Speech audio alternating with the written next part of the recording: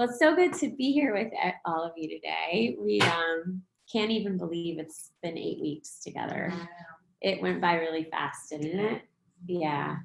So we've been reflecting on that because we just want to express our gratitude because really we've probably gotten more out of this experience than all of you. I hope you've gotten as much out of it as we have, but we've learned so much, and it's really helped us plan for our future as a new company. And, we hope to, extend this relationship. Liz and I are talking about different things that we could do to continue to support you. And we haven't figured it out yet, but we hope to soon. And but we're just excited to dig into today's lesson. So we'll get started with that. This is actually one of my favorite lessons in the whole training because it really pulls everything we've talked about together in a meaningful way. So the mindfulness of mind is the study of your mind, the study of thinking, the study of the mind acting as its own kind of entity, and the ability for all of us to see that we can be a witness to the mind actually thinking, to the mind remembering, to the mind creating and imagining and planning, and all the things that the mind does is in and of itself a transformative idea. And so that's what the suggestion is. That's what the offer is. That's what the invitation is. We are often so identified with the workings of the mind. And so often the mind can just kind of take us into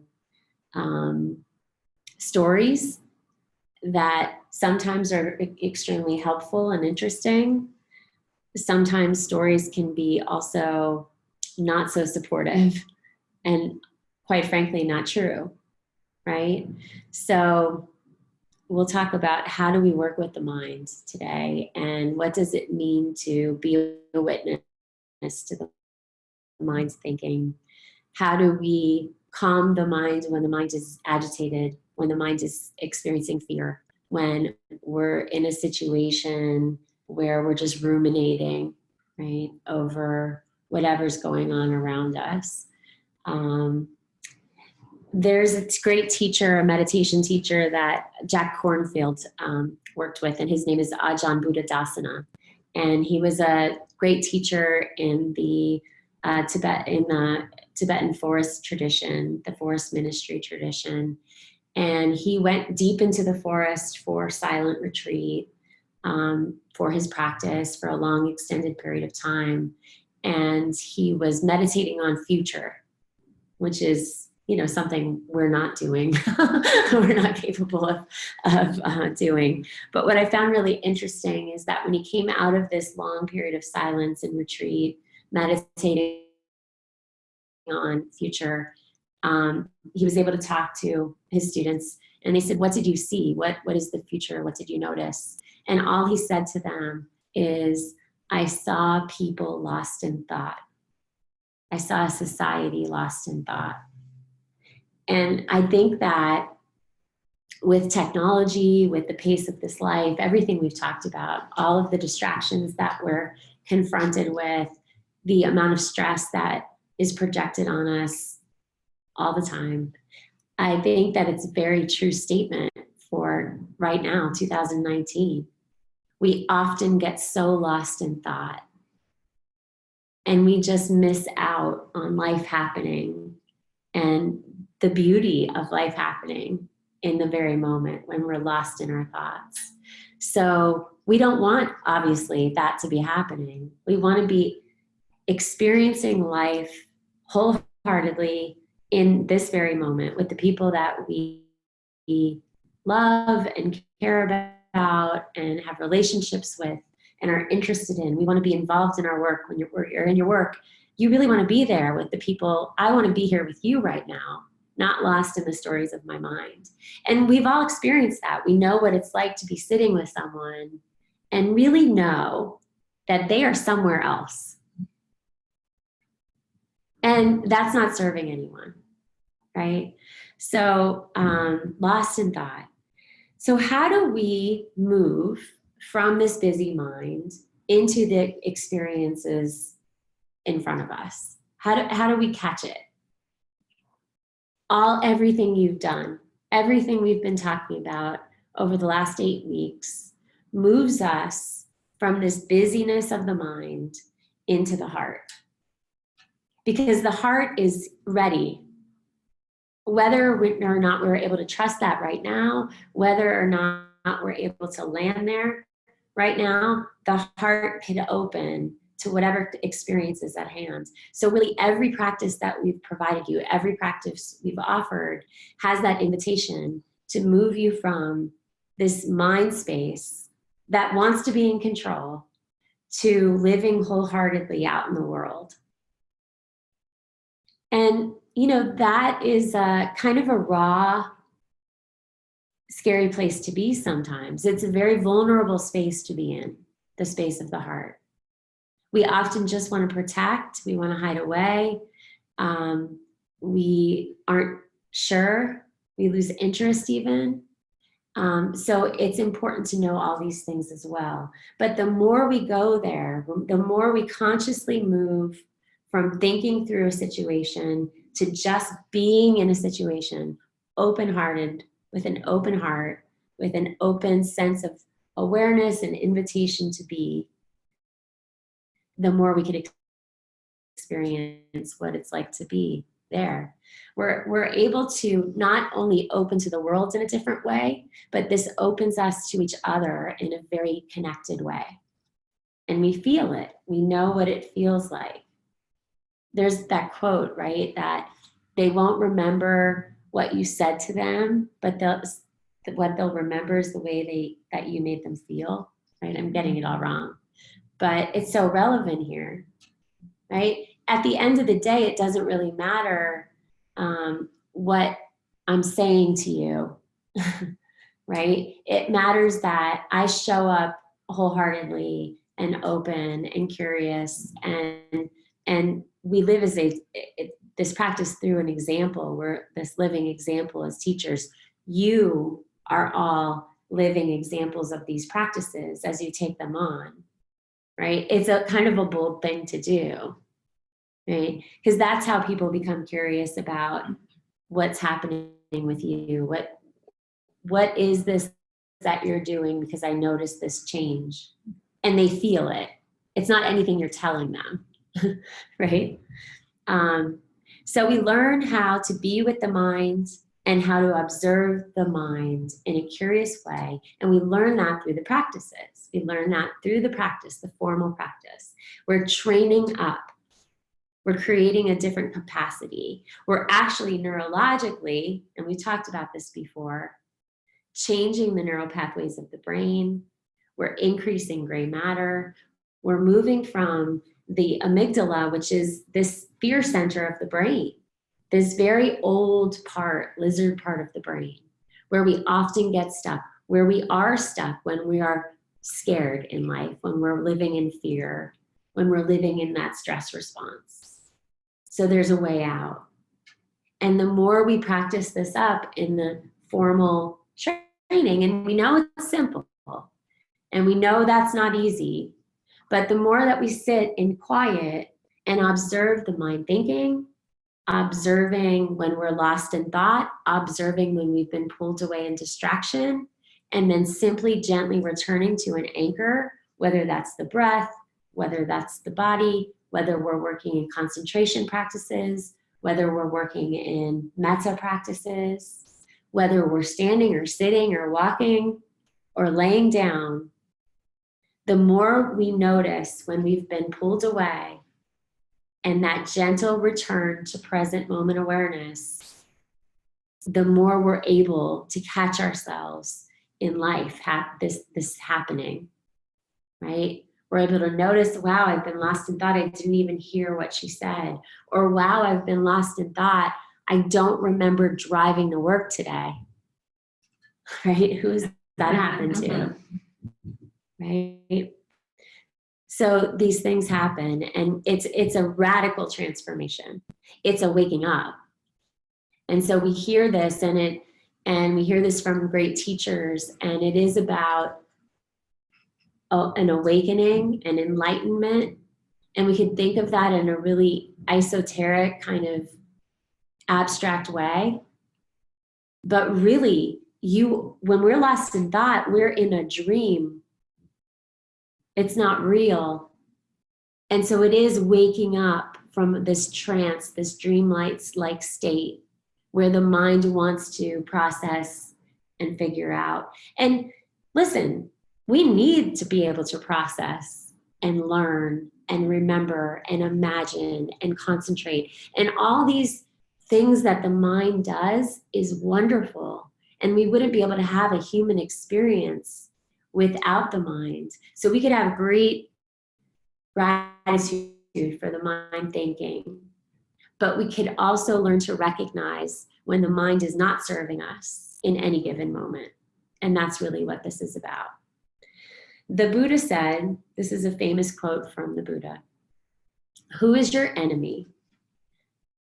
Mind is your enemy. No one can harm you more than a mind untrained. Who is your friend? Mind is your friend. No one can assist you and care for you better than your mind well trained. Not even the most loving mother or father." So this is about training the mind to serve us. There's a teaching, and it's a teaching, it gives you this idea of the waterfall, right? So we've all been around waterfalls, correct? You've all seen a waterfall. And the idea of the waterfall is when we're in the waterfall, the storm of thoughts, the waterfall of thoughts, it's loud and messy and we can't see clearly, and it's an overwhelming experience.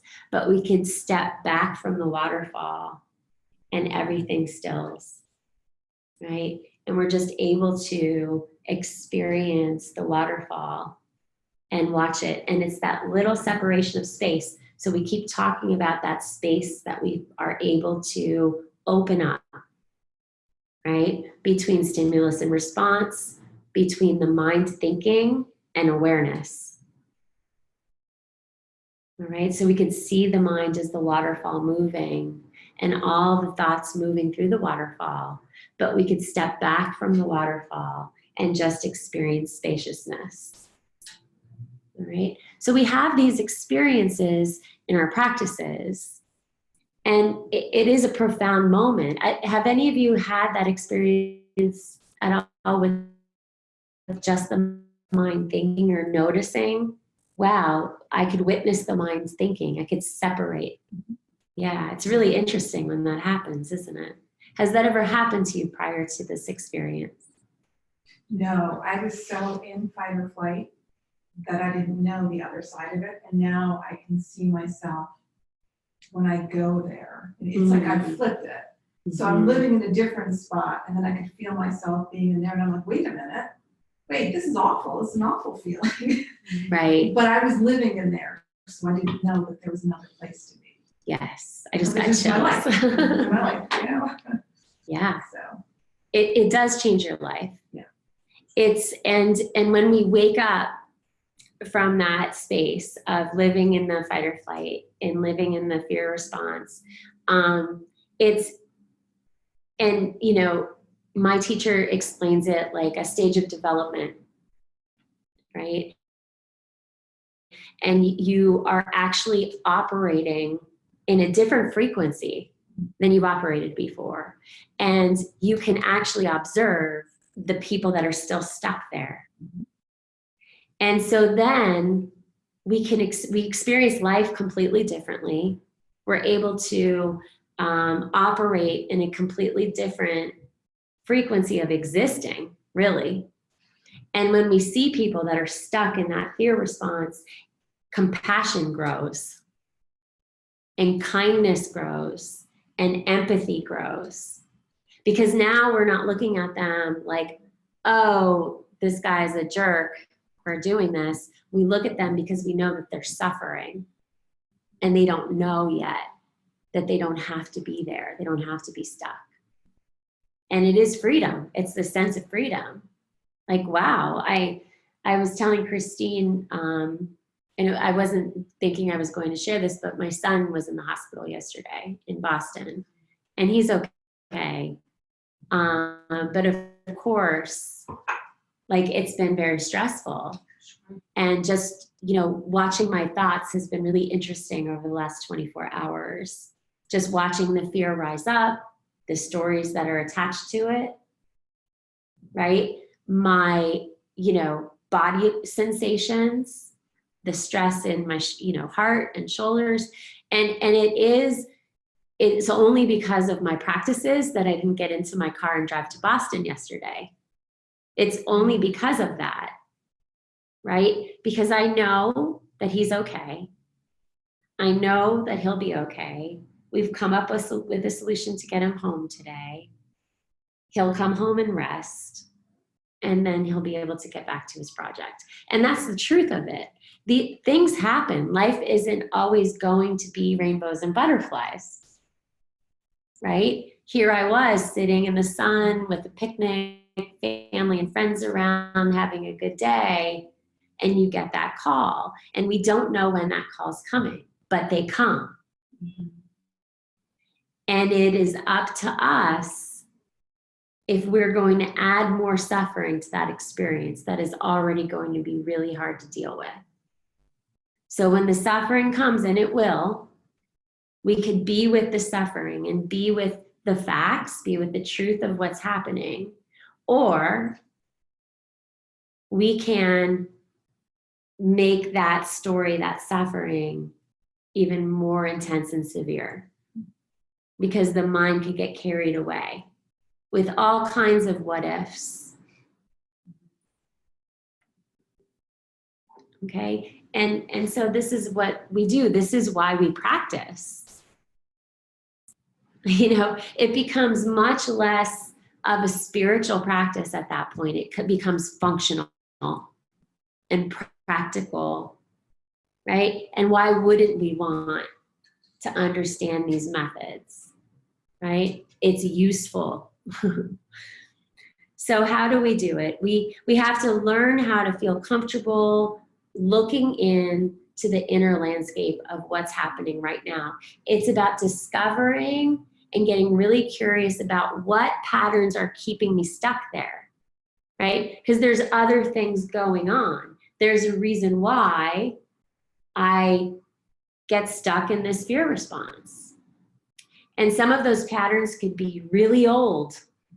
They could be patterns that we developed as a child because of how our parents dealt with stress. And many times, maybe they weren't dealing with stress in a skillful way. Some of us have parents that were very wise and taught us these skills early on, maybe without even knowing any of these practices. But many of them didn't. My parents certainly didn't, right? So it's about recognizing patterns, staying curious about that inner landscape.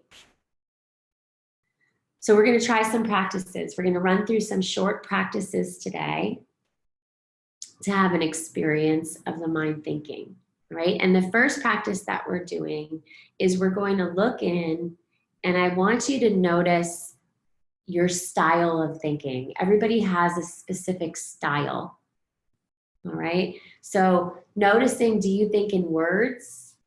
Do you think in pictures? Do you have body thoughts or memories coming up in your body, right? Do you have reruns? So are you constantly kind of thinking about the same thing? Or do you notice that there's fake news happening, right? Those stories coming up. All right, so let's take a 3-minute practice. There's a lot of practices that we'll do today, so that's why we didn't start with our grounding. Just gonna open up my timer.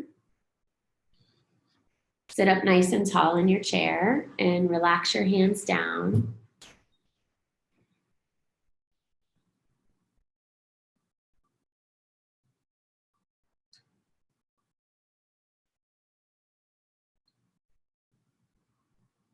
Bring your attention to your seat, just always landing there first.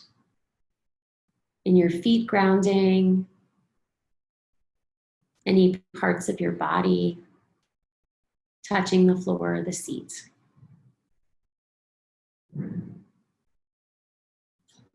Noticing the support there.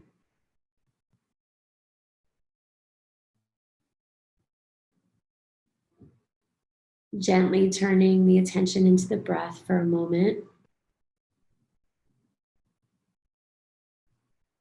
How is the breath now? Just noticing.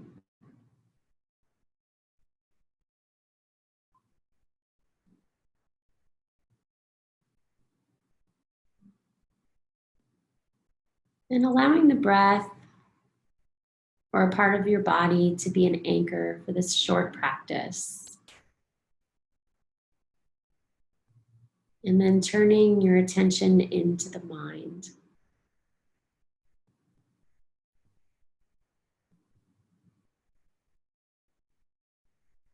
See if you can notice a thought coming in.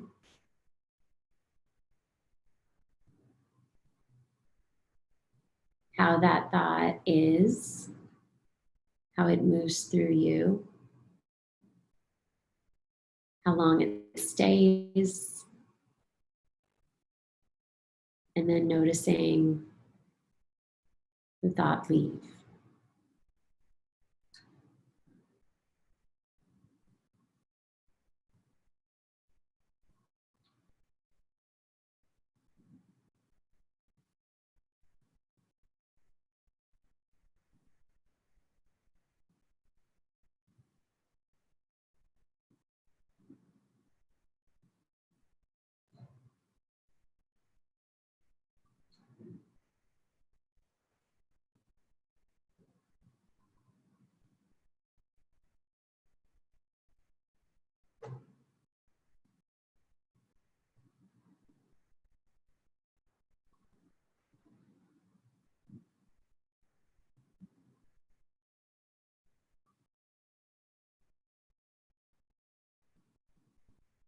Notice any distractions that pull you away from mindfulness of mind.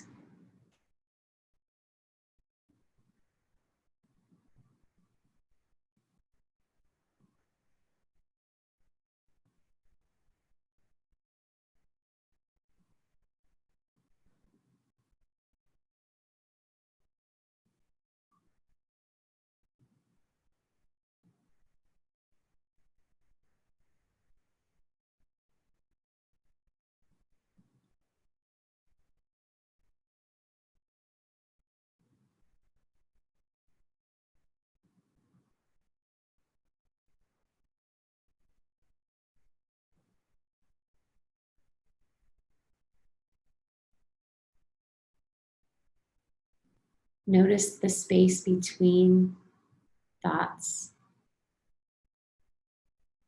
and how that feels.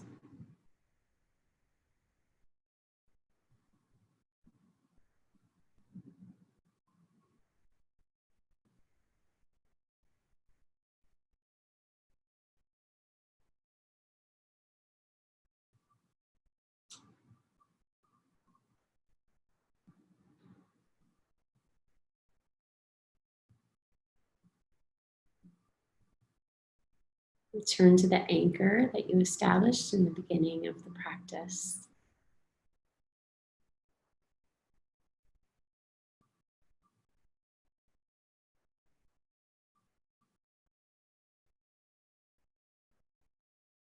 And just open your eyes.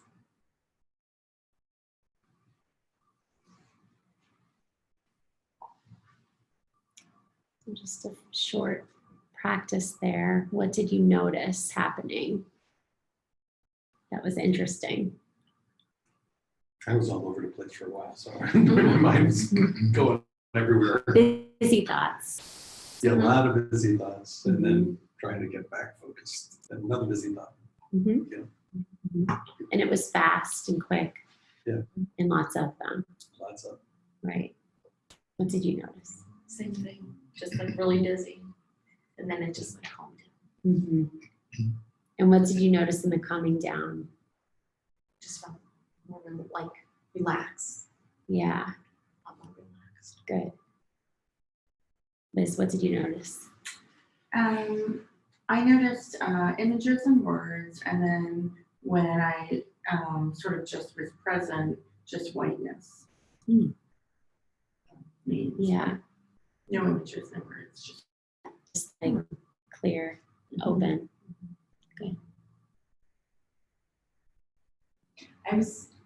I felt went right to that spot, and I felt like I had a bubble around me, and there were some thoughts, but felt like I was kind of on the periphery, and I was able to kind of just, I don't know if that's good or bad, but I felt like I was just holding it back.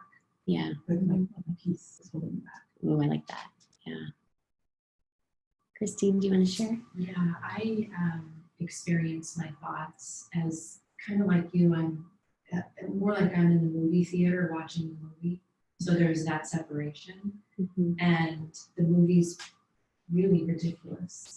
So there is a sense of humor about it. Like I can't believe that this is the little drama. I watched a lot of soap operas as a kid. So you kind of appears like that, but. As long as I know that I'm the watcher and the observer on the periphery, then I know I'm free. Yeah. But when everything starts to settle, for me, the space between the thought is my rest. That's rest. Yeah. My thoughts were kind of just words. So I guess I felt relaxed through it. So. So I feel like maybe I went in the wrong direction, but whenever I do that type of thing, I lived in Japan for several years. And so I've found in my life that the only place where I've ever felt peace is in a Japanese garden at night in the rain. So whenever I do that, I mentally transport myself from where I am to that Japanese garden at night in the rain. And you could just drop right there. Yeah. That way I erase the slate Yeah. and I can start again and pick it up. I love that. That's a visualization practice. Right. Yeah. Right. Beautiful. But over the years, I found that when I was under great stress, or I was living in a situation that wasn't very comfortable, if I could leave that situation mentally and go to that garden, it really helped me recover. Oh, yeah. Very skillful. Yeah. Yeah. Yeah, that's beautiful. So supportive, right? And you could use those methods at any time. You know, we could find that bubble. We could find that spaciousness. When the space between thoughts for me opens, I always think of an open sky, like a boundless sky, right? And it's just, you could rest there. And meditation is the only time that your mind is able to rest. That's it. So when we are dreaming, the mind is very busy. When we sleep, the mind is very busy. It's taking care of the body. All day, the mind is very busy. And the mind too needs rest. And these are the opportunities for the mind to rest.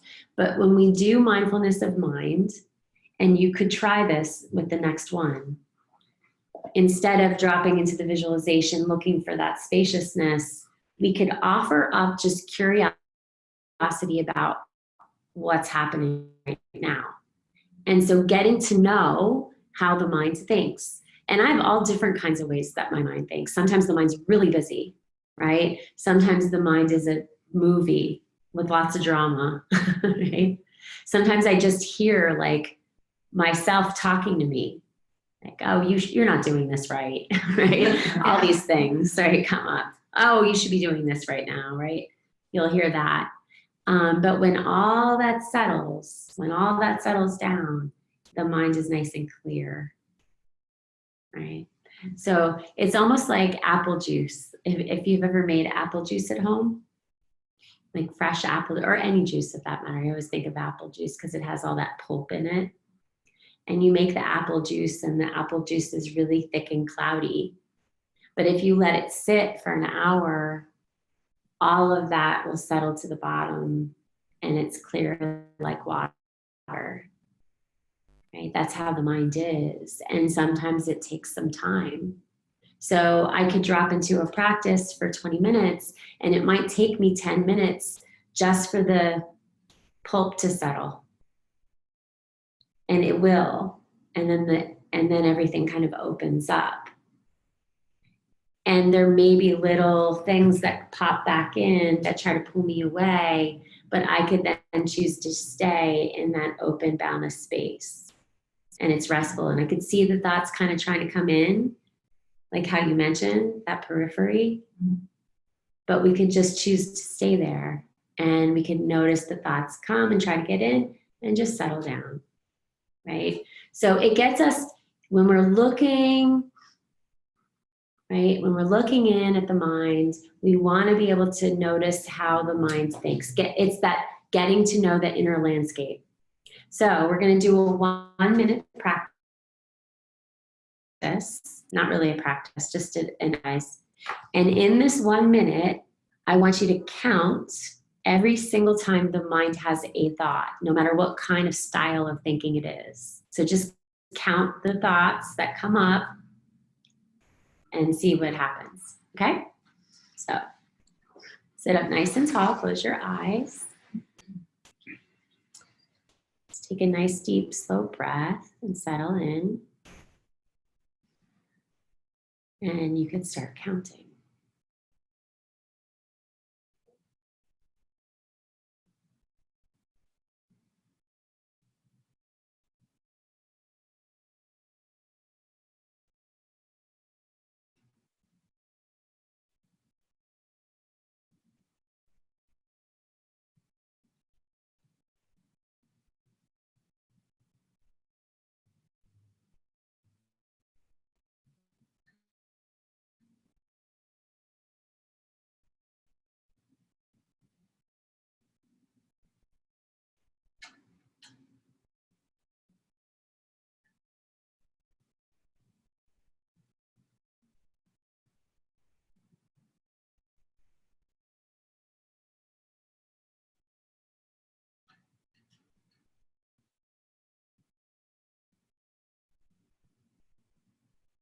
And you could stop.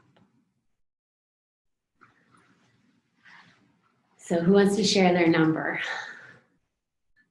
It was about 5 different thoughts that came from me. Most of them were, try not to think. I love it. Anybody else want to share? Just like 3. Yeah. I had 19. 19. Wow. You're such an overachiever with that. Anybody else want to share? At 5. 5. Awesome. 3. Christine, 10. Yeah. And here's the thing. 3 could have been 3 really long thoughts that lasted the whole minute, right? That there was no space in between. The 19 thoughts could have been, boop, oh, I noticed space. Boop, you know what I mean? So there's no judgment. It's always going to be different. It's just a good exercise to drop into, because then you're kind of like, oh, what's going on right now? Right? It's good to take pause and just see, how is the mind right now? What am I dealing with today? And then we get to manage life according to some inner knowing of what my capacity might be like. I know when I have my formal practice, if my mind is like really going for it, there's stress there. And what could I do in my day to just kind of take the edge off a little? That's self-care, guys. That's self-care. That's wellness. Being able to recognize that, ooh, there's too much on my plate right now. The mind is too busy. Or the mind's lazy, right? Or there's suffering here. Grief is showing up today. Agitation's here. All of that's connected to the mind and what the mind is happening. The body's responding. the heart's responding. It's this inner knowing. So we want to look for these themes, these patterns. You may notice that you have a lot of future thoughts, a lot of thoughts that are stuck in the past, thoughts that are nostalgic, right? This like craving for things how they used to be, perhaps. We could have grief show up quite a bit, especially when we're having a year, right? Whenever we notice thoughts coming up that are really sticky in emotions, we could turn to the heart practices, the metta practices. So noticing what's here, how these thoughts are stirring up some of these sticky emotions that make us feel heavy and constricted and closed. And we send ourselves compassion, loving kindness. When we work together on perhaps even writing your own phrases, that's where those phrases are really effective. We could have the themes that I mentioned. We'll often have a top 10 tunes.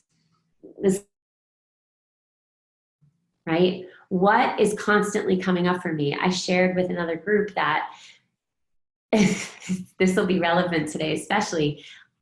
I've been on this curly hair journey, right? Of embracing my naturally curly hair after straightening it and blowing it out for 20 years, right? So it's constantly comes up in my meditation. How is my hair going to be today? Because I don't know. You know, it's like this big surprise. I have to let it air dry. Isn't that funny? Well, I have here today. That's exactly what I was thinking. Right? Right. So these thoughts could be ridiculous, these top 10 themes. We could have the same crazy thoughts every single time I sit down to meditate. Curly hair comes up, you know, and I bow to it. There you are.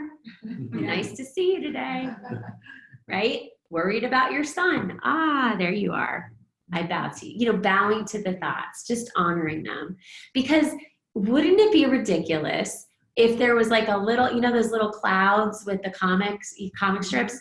If everybody's thoughts were just kind of pasted above our heads, we would all think we were crazy. Right? Oh my goodness, I don't want to sit next to you. Right? I mean, everybody's thinking, and that's the common humanity. We are working with a mind, and its job is to think. The mind thinks.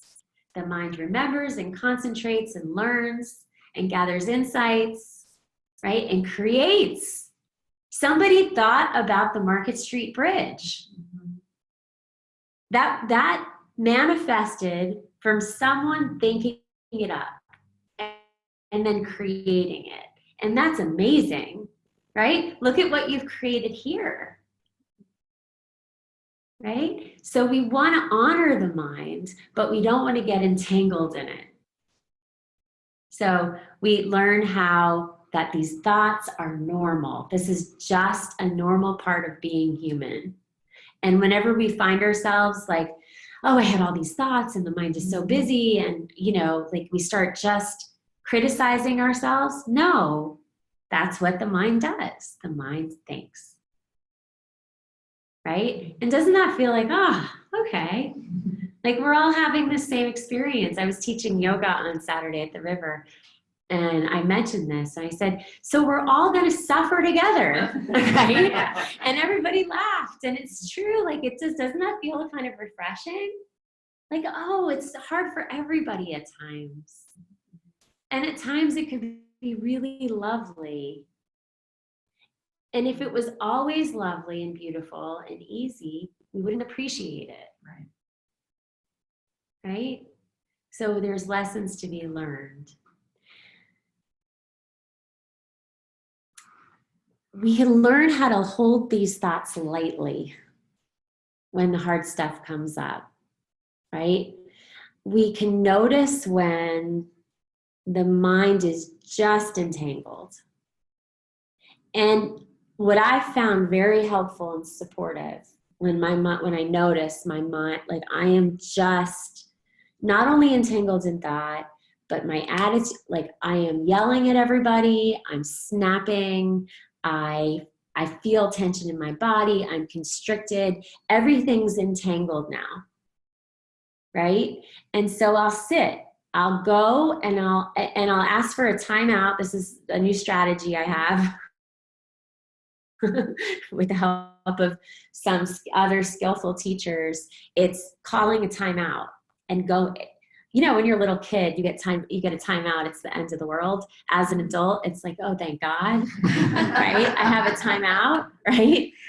And it's true. We could go sit in a corner somewhere and just watch that entanglement spill away. And it could take a long time and it might not work. But every time we're willing to go and look and get curious about it and acknowledge what's actually happening, I guarantee that when we hold it a little lighter, space opens up around it. And it's the same skill that we taught you when we talked about pain. It's look right in, drop right into it. Where's the source? Describe it, feel it. What's around it? Right? Mindfulness of the body. It's the same skill. It's just now looking with a different view. Okay, so you know all this already. This should almost feel like, oh, this is a good reminder, right? Because it's everything we've learned. It's just bringing it all together, okay? And lastly, we don't have to believe the thoughts. Our mind wants to control the outcome of anything that it's entangled with, right? We want to come up with a solution, right? But sometimes those solutions might not be true. It might not be serving us. It might not be the most skillful way to deal with it. So it's always leaving a little bit of room there. Like, this might be a really good idea, but why don't I just sit with it for a while and gather my own thoughts, perhaps even invite some other thoughts in, be willing to talk and be curious, because oftentimes my son's son in the hospital last night in Boston, sleeping in his bus. He's driving around in a bus, raising money for ocean pollution, right? He gets beat up in Boston on Saturday night by 3 people he doesn't know, walking back to his bus, right? So this morning, I talked to him at 11 o'clock last night. I knew he was okay. He got cleared at the hospital, but I didn't hear from him this morning. And I called him and he didn't answer. And I called him again and he didn't answer. And so then watching that thought come up, the story, he can't wake up because he has a concussion, something's wrong. Well, as it turns out, and I felt it bubble up. I knew it was a story that I was reacting to strongly. I didn't want to believe the story. I was questioning whether or not it was true, but there was so much fear there that I was starting to believe it. I'm going to have to cancel rigs today. All the stories, right? Can Christine do this lesson on her own? Everything coming up. I get a call from him about a half hour later. He was on the phone with my husband for 40 minutes, just talking about what happened. He's like, Mom, you called a lot. It's like, yeah. So that's an example. I mean, and you all relate. You're all nodding because you know. Yeah. Worst case scenario. Right. Yeah. Yeah. Right. Yeah, That's so what we we go always go. So that's what I'm talking about. Yeah. The stories aren't always true. Can I share something about that? Yeah. when I put myself into the timeout that Jen described, when I know that I'm suffering because I'm running a story, right, and I can feel myself gripped by it, the first thing I ask myself is the story you're telling yourself true? I start there. Maybe yes. I may think that is yes. And then I'll say, how do you know? Are you absolutely sure that this story you're telling yourself is true? That's the second question.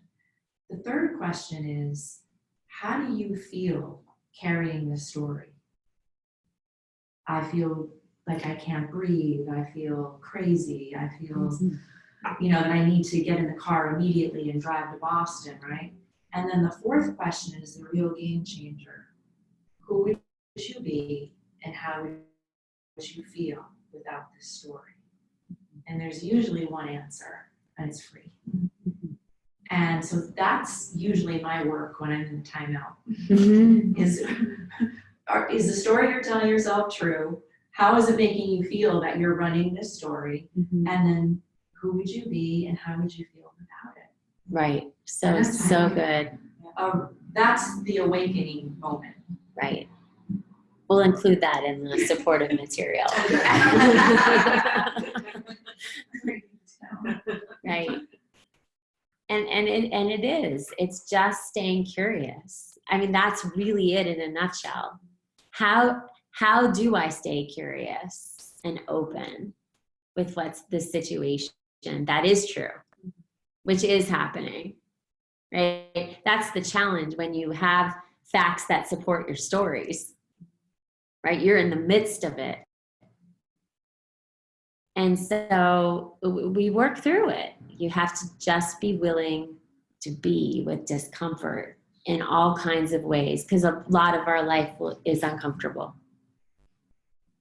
And the more we turn towards that discomfort, the more we're able to land in a space of response, of skillful response, supportive, skillful response that's not going to add more suffering to any situation that we're in. Okay. When the body gets injured, I was telling Josh this too, so I'll share it with you. He's all swollen and bruised, right? I said, I want you to just lay flat as much as possible, and I want you to drop into every space in the body that you're feeling pain. And I want you to just visualize the breath landing there. So if you're having pain in your right shoulder, lay flat, go to that source of pain and breathe into it. Visualize the breath landing there and the shoulder breathing. When we do that from a Chinese medicine perspective, right? So you've done a lot of work there, I'm sure. When we visualize, when we bring our attention there, our awareness, and then direct the breath there, concentrate the breath, we know that the breath is a gateway for oxygen or prana, whatever we want to call it. And that universal life force energy can create some space. So the pain's not going to change because the body needs to heal, but our relationship with the pain changes.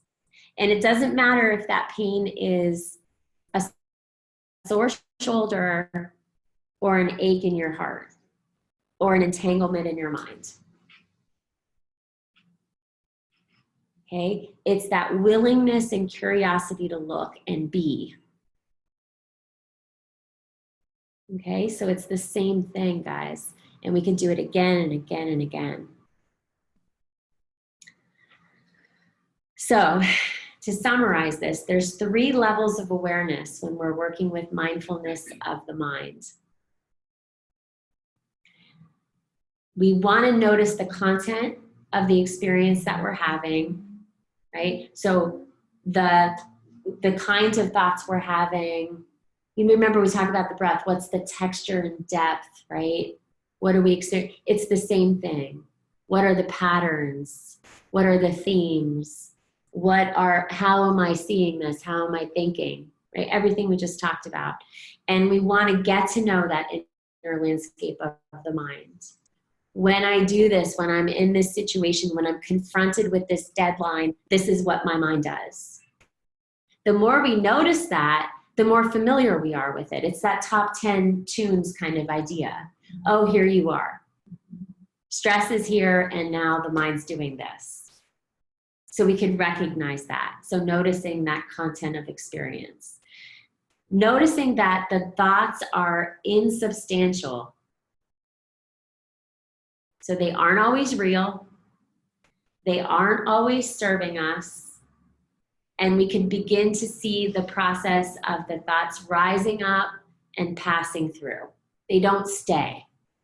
So they visit, they make their appearance, they get things going inside, right? And sometimes that get things going is really serving us. The thought comes in, we have an idea, we get really motivated, the Market Street Bridge is built. Okay, so those are creative thoughts. But we want to get to know them, right? How do these thoughts make me feel? Is this thought a skillful thought, or is it unskillful? Is it real? Right? How do I know? Everything Christine brought us through. And lastly, we want to know that we could just witness it happening. We could just be a witness to the experience. We don't have to make a decision right at that moment.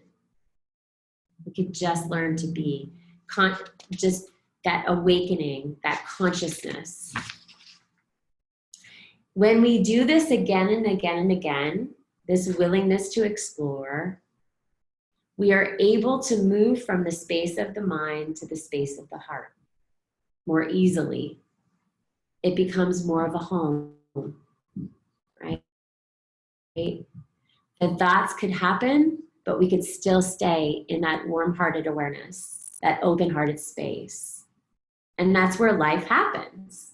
That's where our memories are.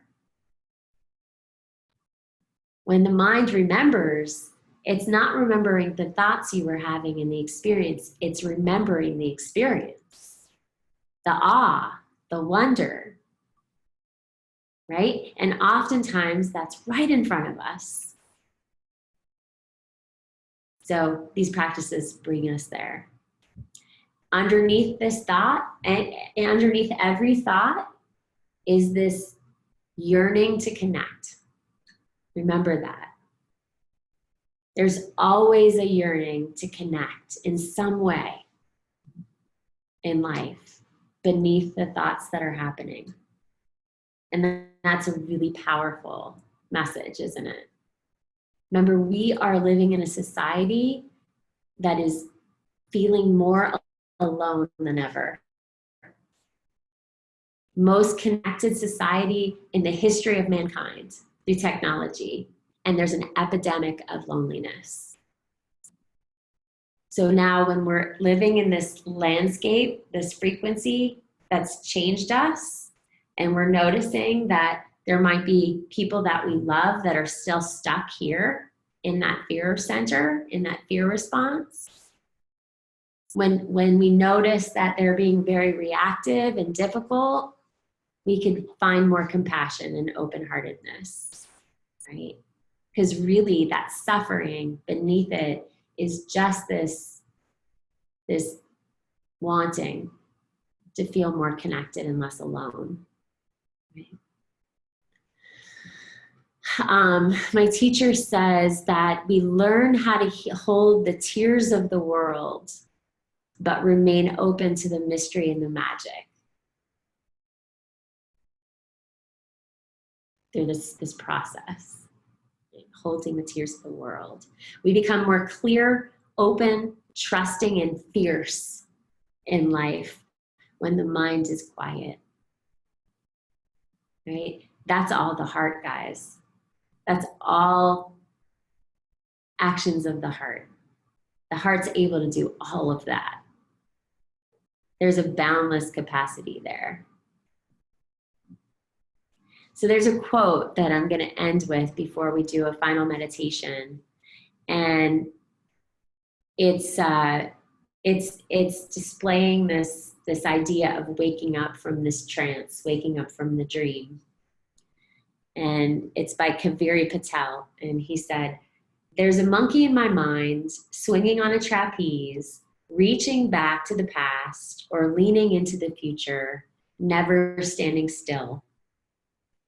Sometimes I want to kill that monkey, shoot it square between the eyes so I won't have to think anymore or feel the pain of worry.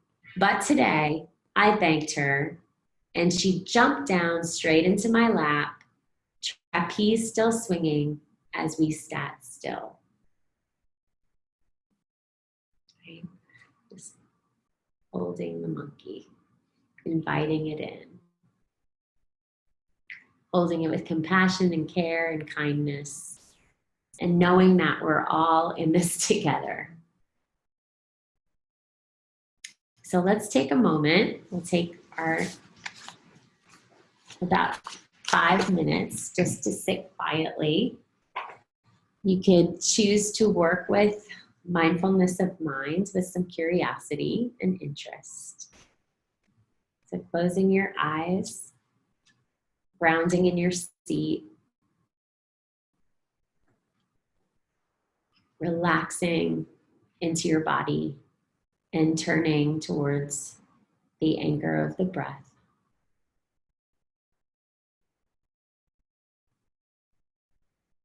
Just establishing this anchor in practice so that if at any time during these practices we feel the need to just land, to take pause, that the anchor is there.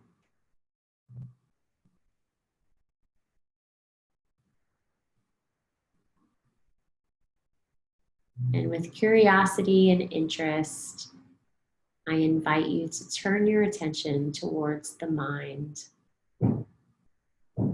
just as it is.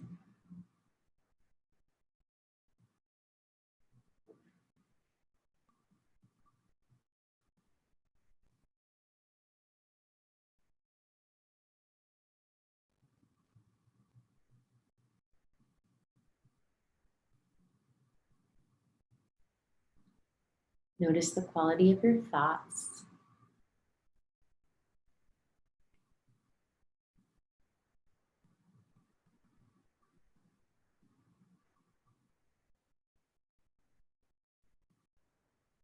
Notice any patterns or themes.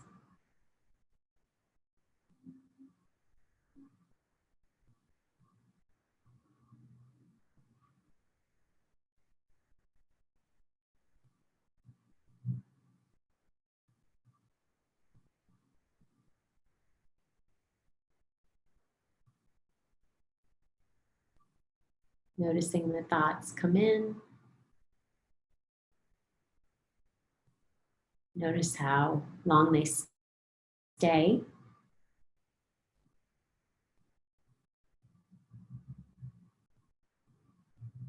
And noticing any thoughts as they leave.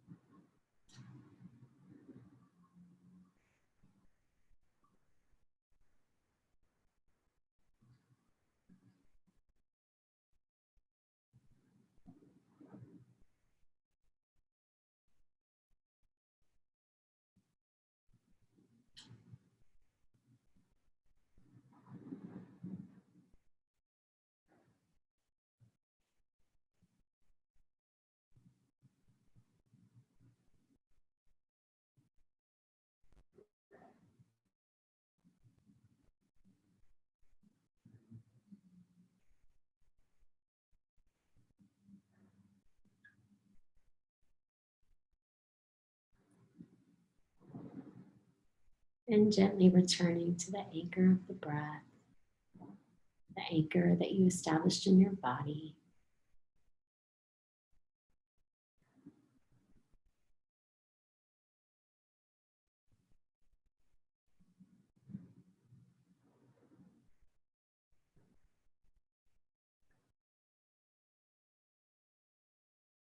And just guide your hands in Anjali Mudra, hands together, prayer position, and bring them to this space between the eyes on your forehead. This is an expression of gratitude, acknowledging the mind that thinks and processes and learns and remembers, the capacity of the mind to be creative and plan ahead, and all the blessings that the mind brings into this life.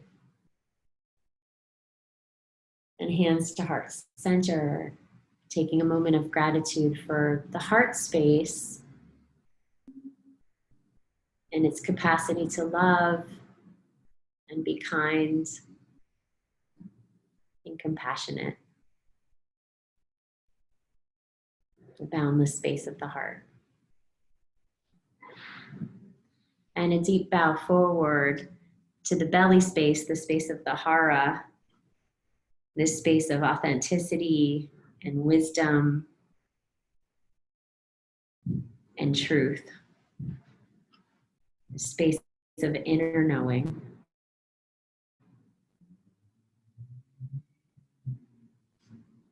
And when we close our classes traditionally, the word that we use is namaste. And that simply means the divine light in me sees and honors and acknowledges the same divine light in each and every one of you. Namaste. Namaste.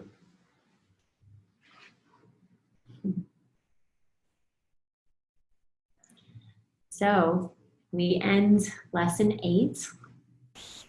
It's not over completely because we still have all of the beautiful supportive material that we've prepared and another guided meditation, some articles for each of you, one on neuroplasticity and how the mind improves through the meditation practice, how the meditation practices really help the mind and preserve it, protect it from dementia and Alzheimer's, and something really practical reasons why this is good for us if you haven't already bought in.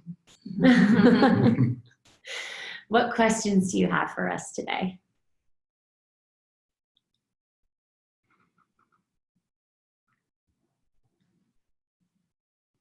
Okay. All right. Thank you all so much. Thank you. Thank you. Yeah, we've really enjoyed it. Yeah, we really have. And we're going to meet with Liz and kind of talk about what's next, but we'll definitely see you all again for our wrap-up meeting. And we'll present that to you, some suggestions in a more formal way. So This has been great. thank you. Very good. Thank you. We've really enjoyed it too. So the recording will be uploaded later today. How is it going with the portal? Have you guys been using it just to access the information, or?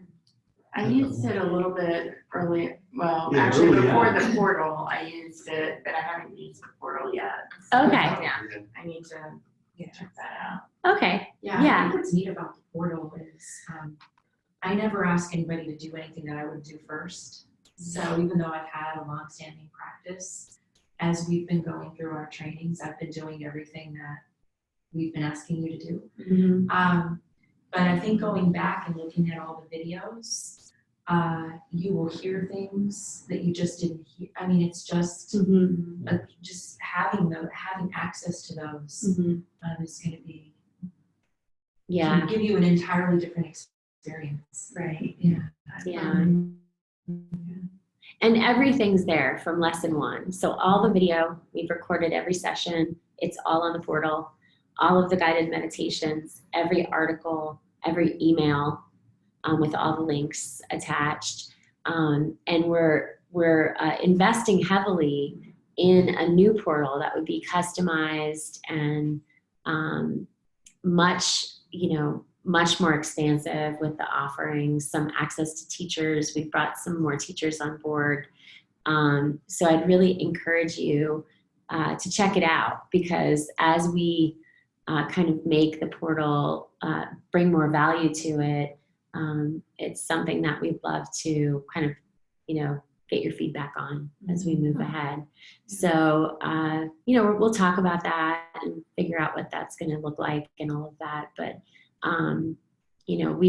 we do see each of you as a partner, and really appreciate everything, your time and your curiosity and participation.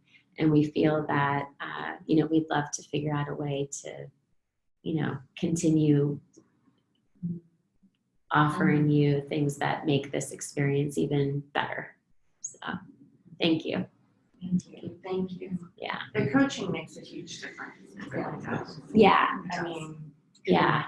there's so much, I've done apps, Yeah. meditations, and it's just no comparison. Yeah, it's a big, I appreciate that. There's 1,000 apps, mindfulness apps on iTunes. So it's certainly not a space we are looking to get into.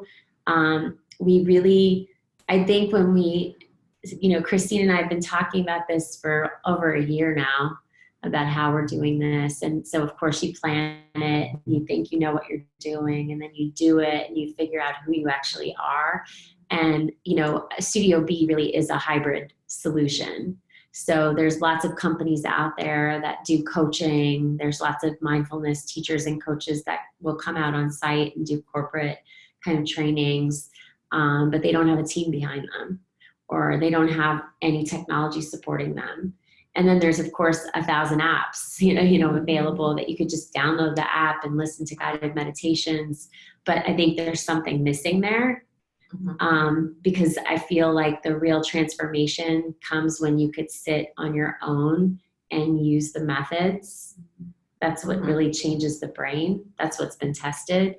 So it's a little misleading, some of the jargon out there, just putting mindfulness on this pedestal, which personally I think it should be there, but there's a way to do it and learn it and practice it and really reap the benefits of that time. And I believe that includes, this face-to-face interaction and some technical support, because we live in a world that we can't always be together, right? But when you combine them, it's a really powerful experience. So, we hope to continue growing our company by bringing corporate mindfulness trainings on site as much as possible. And then when we can't be there, supporting it with technology. So that's the idea. And I think the portal will just add that next layer by keeping it all together for each company that is coming on board. And then we have talked about creating an app that you could access that portal through, so that you could get it through your phone in a functional way, but it wouldn't be available like just for an individual user.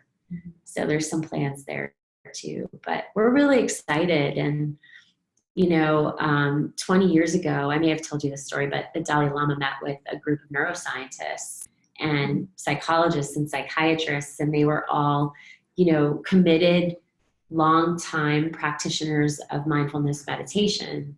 And he challenged them and he said, you all know this works because you do it, it's your practice. So now can you prove it through science? And if we prove it, because they didn't know at that point if there was evidence, if we can prove it, let's spread it far and wide, because we believe that this will reduce suffering in the world.